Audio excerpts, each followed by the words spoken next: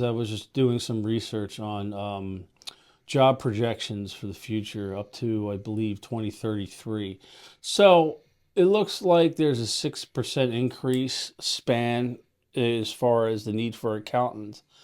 But the other issue, too, is that those positions are in high demand due to retirement. So a lot of organizations are in dire need of CPAs.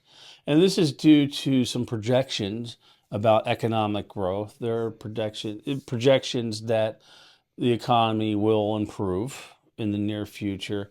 But here's the other area too. A lot of corporations are multinational corporations. So the student of today will be the employee of tomorrow and a global workforce. So that really increases the demand as far as balancing budgets and the like, not just domestically, but from a global mindset, especially with multinational corporations.